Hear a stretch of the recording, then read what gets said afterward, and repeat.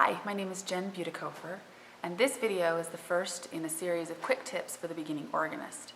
For more extensive training, you can refer to sources located on the Bridgetower Music YouTube channel. But in this video, we are going to talk about quick tips for getting by if you're a pianist that needs to play the organ in church. So the first thing you need to do before playing the organ is turn the organ on. That's always a good start. Generally, the power button is in the left hand corner. It's a toggle button. In most cases, in our stake, that's where the power button is located. Each organ is different and has a little different setup. Next, you need to decide what kind of sound you want to have. As you can tell right now, there's no sound. So up at the top, you have your stops, and a combination of stops is what makes up the sound that comes out of each different keyboard. You have your grate, your pedal, and your swell. But for today, we are just going to focus on playing on the grate keyboard right here, and we are going to use these handy little presets down in the corner so that you don't have to know anything about organ registration to play the organ. So turn on your organ and hit a preset. You will probably want to play with the different presets to find the different sounds that you like.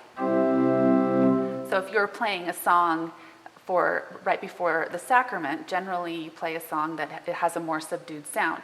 So this sound might be a better sound for the sacrament.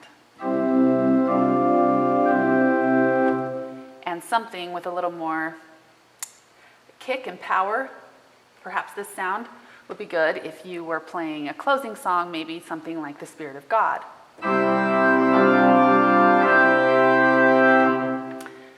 It's a good idea to check those presets before you start playing in church. Generally, I like to go a little bit early so that I can play with those presets and make sure that they have not been changed.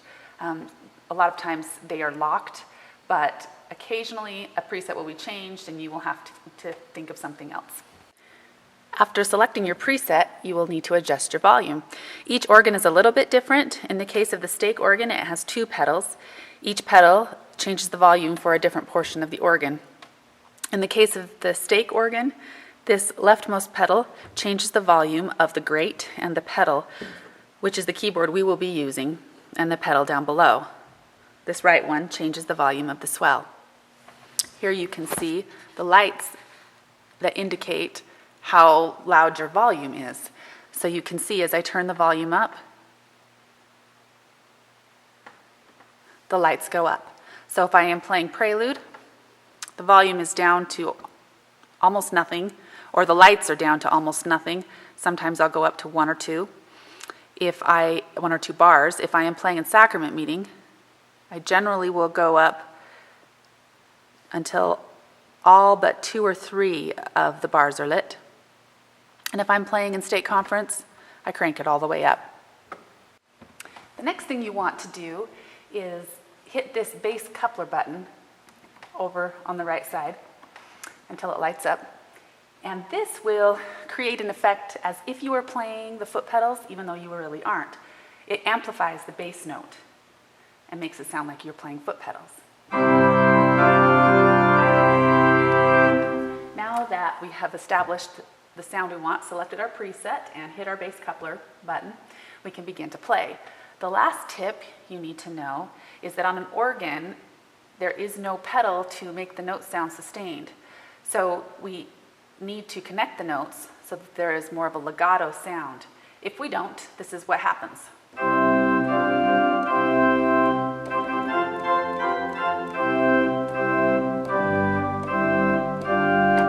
And it sounds quite choppy.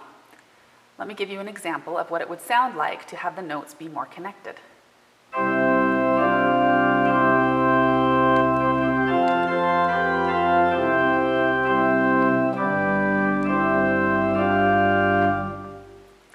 One trick in doing this is finger substitution, and we will talk more about fingering in videos to come. And that's a wrap for video number 1, and you are good to get started. Stay tuned for video number 2, which will include fingering techniques in making your organ notes sound more connected.